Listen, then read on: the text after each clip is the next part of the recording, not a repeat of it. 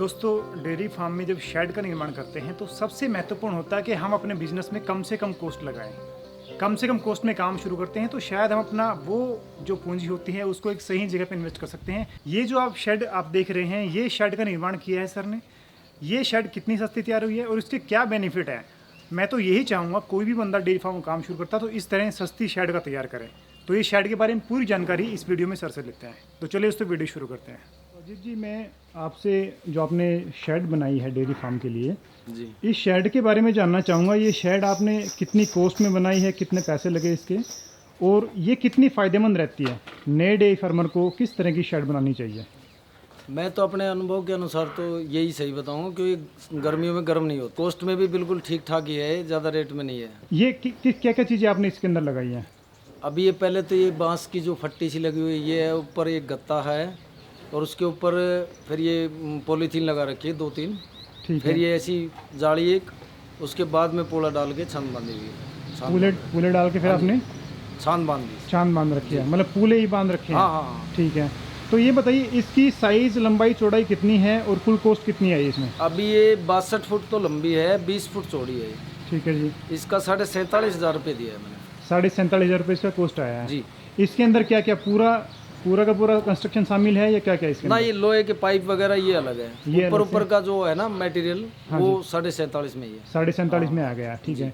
Pipe अलग से हैं, हाँ, पाइप। दीवारें का खर्चा अलग से है। जी जी अच्छा, ये बताइए कोई नया डेयरी फार्मर डेयरी शुरू करता है जी, तो क्या सीमेंटेड चद्दर, लोहे की चद्दर या फिर पक्का उसको डेयरी फार्म बनाना चाहिए? मेरे हिसाब से तो ये सही रहता है जी। सीमेंट वाले में ना और लोहे वाली में तो गर्मी ज़्यादा होती है, गर्मी ज़्यादा रहती है।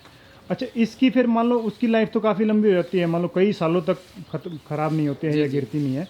इसकी लाइफ का क्या अनुमान है, कितने टाइम चलेंगी ये? अनुमान जिससे मैंने बनवाया वो बता रहा है 15-20 साल तो कहीं नहीं जाने वाली है। कहीं नहीं जाएगी जी। ठीक है। अच्छा, दूसरा ये बारिश में जैसे मान लो आपने बताया ऊपर पन्नी लगा रखी है, जी जी, तो क्या इसके अंदर पानी वानी इसके अलावा भी कहीं से आने की संभावना है? कहीं से कोई पानी वगैरह की कोई संभावना। अभी बरसात आ ली ना, मैंने बनवाने के बाद में बरसात आ ली 2-3 बार, बरसात कहीं आ पानी। चुकी है। जी जी। ठीक है। दूसरी, हवा में क्या इसका कोई नुकसान हो सकता ना, है? कोई नुकसान नहीं, हवा में सब ये वेल्डिंग वगैरह करके और अच्छी तरह से बनाते हैं इसे। अच्छी तरह से, मतलब वेल्डिंग।